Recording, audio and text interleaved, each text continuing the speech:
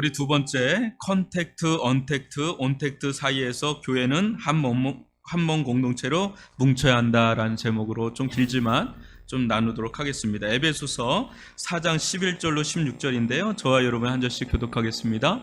그가 어떤 사람은 사도로, 어떤 사람은 선지자로, 어떤 사람은 복음 전하는 자로, 어떤 사람은 목사와 교사로 삼으셨으니 이는 성도를 온전하게 하여 봉사에 여유롭게 하고 그리스도의 몸을 세우려 하심이라. 우리가 다 하나님의 아들을 믿는 것과 아는 일에 하나가 되어 온전한 사람을 이루어 그리스도의 장성한 분량이 충만한 데까지 이르리니 이는 우리가 이제부터 어린아이가 되지 아니하여 사람의 속임수와 간사한 유혹에 빠져 온갖 교훈의 풍조에 밀려 요동하지 않게 하려 함이라. 오직 사랑 안에서 참된 것을 하여 범사에 그에게까지 자랄지라. 그런 머리니 곧 그리스도라. 그에게서 온몸이 각 마디를 통하여 도움을 받음으로 연결되고 결합되어 각 지체의 분량대로 역사하여 그 몸을 자라게 하여 사랑 안에서 스스로 세우느니라. 아멘. 여러분 서울대 교수인가요? 최재천 교수님이라고 생명학자인가 그래요. 유명한 분이신데 이분이 뭐라 그러냐면 앞으로 이 코로나 바이러스는 완전히 사라지지 않는다. 왜 그러냐면 여러분 사스, 메르스 그것도 완전히 사라진 게 아니에요. 그 바이러스는 계속 어딘가에 있다는 거예요. 여태까지 완전히 사라진 바이러스가 없다 그래요. 그리고 또 이제 주기적으로 이런 바이러스들은 계속적으로 출현할 수도 있다라는 게 이제 역사 속에 증명되는 사실입니다. 그러니까 무슨 얘기하냐면 같이 공존이라는 말을 써요. 공존. 그러니까 그러면서 생활 방역이 계속 이루어져야 된다는 게 앞으로의 세상은. 그렇게 된다면 이게 이제 뭐하고도 연결되는 우리 신앙도 이제 질서가 변화된다는 거죠. 지금도 우리 신앙은 코로나 이전의 신앙의 패턴하고는 지금 전혀 다른 양상의 신앙의 패턴으로 들어와서 어떻게 자리매김을 해야 되는지를 계속 지금 고민 중에 있잖아요. 그죠? 근데 우리만 그런 게 아니라 지금 모든 영역이 다 그런 상황이 있어요. 그래서 한간에는 4차 산업혁명은 이미 시작됐지만 박차를 가할 것이다. 왜? 이 언택트 상황이잖아요.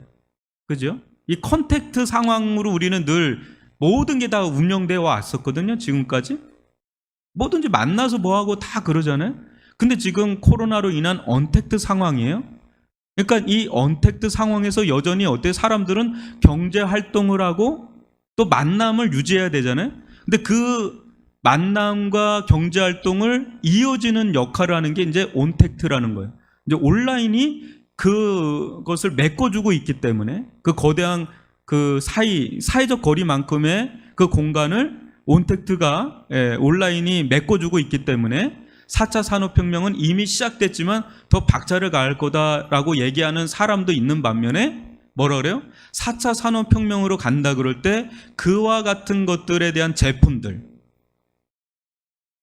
첨단 기술의 제품들을 우리가 만들어내려면 자연을 또 훼손해야 되고 자연을 훼손하면 훼손할수록 기후변화라든지 그런 바이러스 출현은 계속해서 일어날 거다라는 이 두 가지 흐름이 계속해서 우리들 가운데 노출되어 있단 말이에요.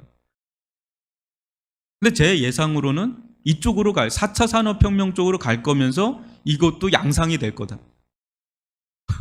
바이러스도 계속 올 거다. 그러면서 저는 종말론 쪽으로 나갈 거다라는 성경적 관점을 가지고 있습니다. 그러면 우리는 여기서 어떻게 해야 되냐?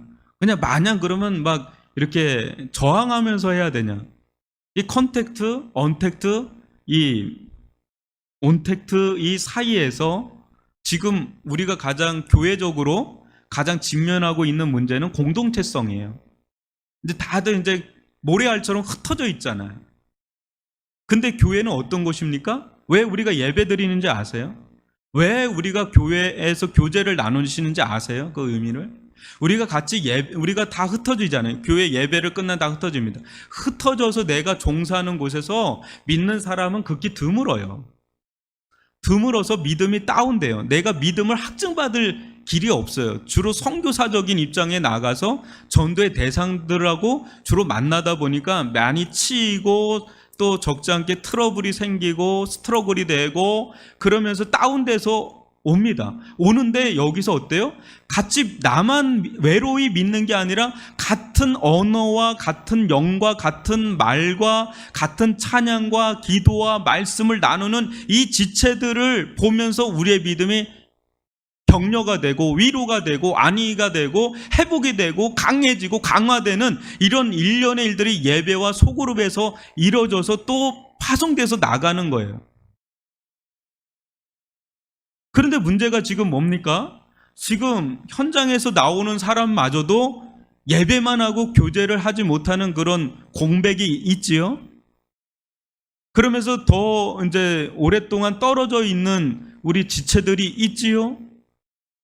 그 사람들은 이 성도 안의 교제, 이 대예배에서 함께 드리는 이 예배의 엄청난 은혜, 또 성도 간의 교제에서 오는 은혜들이 거의 다 지금 공급이 되지 않는단 말이에요. 그런 데에서 오는 이 공동체성의 약화, 이거는 일종의 영적인 군대 진영으로 보면 완전히 위기 상황이죠. 그야말로.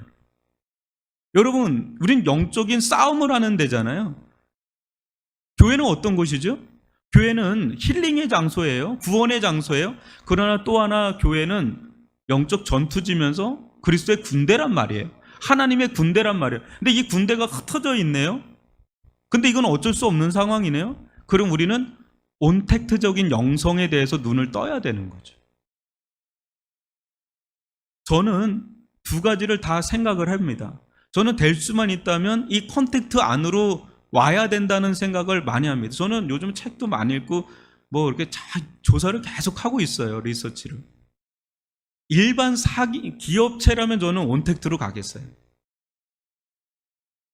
근데 교회는 여러 가지 요소상 저는 컨택트적인 요소 굉장히 강한 데가 교회더라고요.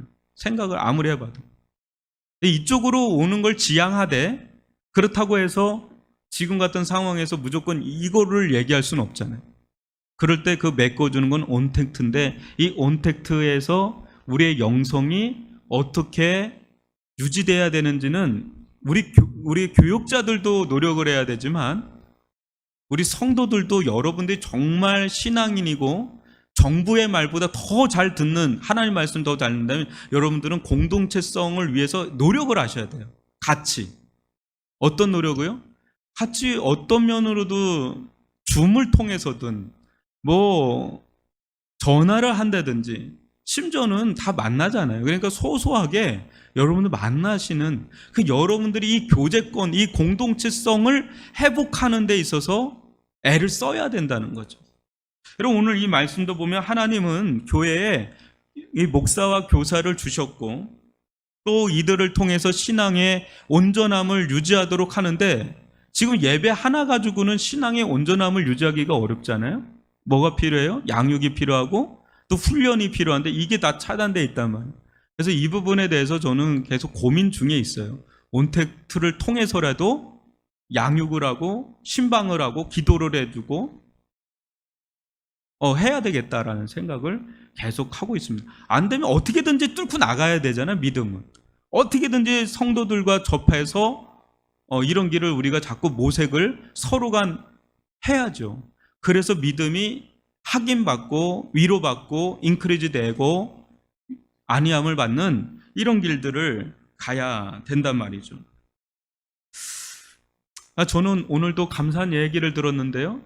제가 이전에 있던 교회에 어떤 분이 어떤 교육자가 우리 이렇게 아는 사람이 전혀 뭐 얘기를 안 했는데 그 어떤 목사님이 그 교회에서 이렇게 그 아이들을 위해서 섬겨주고 싶다고 해서 이제 어떤 일정 부분을 이렇게 헌금하려고 하는데 그 목사님이 우리는 많다, 괜찮다. 근데 도와줄 수 있으면 좋겠다는 교회가 있다 하고 우리 교회를 좀 얘기를 해줬나 봐요.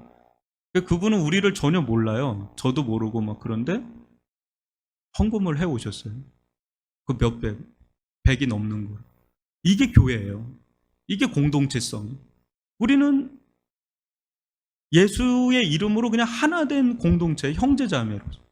이게 공동체성이에요. 이게 언택트한 상황이지만 같이 이렇게 하는 이런 것들이 서로 오고감이 있는 거죠. 우리가 뭐 남아공을 뭐 여러분들이 아십니까? 그럼 우리가 거기를 섬기고 서로 오고 가는 그런. 근데 그런 것들이 이 공동체성을 회복시키는 거죠. 충분히 지금은 어쩔 수 없는 상황이기 때문에 언택트한 상황 속에 있지만 여러분 이 온택트한 영성으로 서로 긴밀하게 성도의 교제를 이루면서 아까도 얘기했지만 예배를 드릴 때는 더 준비를 해야 된다. 정말 경외심을 가지고 정말 그 처소가 거룩한 처소가 되도록 배나 노력을 하셔야 된다. 그런 자세를 가져야 된다는 얘기를 하는 겁니다. 그게 온택트 영성입니다. 집에서도 기도할 수 있는 우리 날마다 일일 말씀 배송을 해주지만 그걸 가지고도 하시고 또 여러 번 듣고 깨어서 하고 이렇게 해서 우리들의 신앙을 세워나가는 그런 길을 가야 된다는 생각을 해보는 겁니다. 여러분 우리가 영적 면역력을 지금 많이 잃어버리고 쉬운 그런 때에 들어가 있어요. 하나님께서 우리가 이 컨택트적인 게 막히고 언택트한 상황인데 이 온택트적으로도 여러분 우리가 한번 길을 가면서 어찌하든지 이 교회는 흩어지면 안 되고요. 더욱더 한 마음과 한 뜻으로 하나님의 말씀을 중심으로 예수를 중심으로 더욱더 똘똘 뭉쳐야 되는 게 교회의 길이지 분산돼서는 답이 없어요. 그리고 위험해.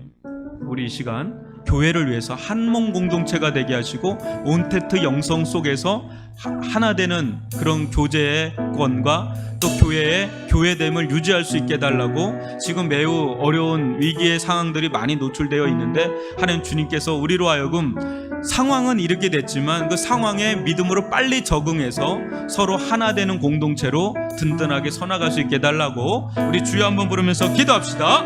주여 함께하여 주시옵기를 원합니다. 일어나라 아버지 사랑으로 아버지 능력으로 서로 하나 되어 그 빛을 비추라 노래하라 아버지의 사랑을 아버지의 계심을 주님을 나타내라 일어나라 아버지 사랑으로 아버지 능력으로 서로 하나 되어 그 빛을 비추라 노래하라 아버지의 사랑을 아버지의 이 삶의 노래로 주님을 나타내라 일어나라 아버지 사랑으로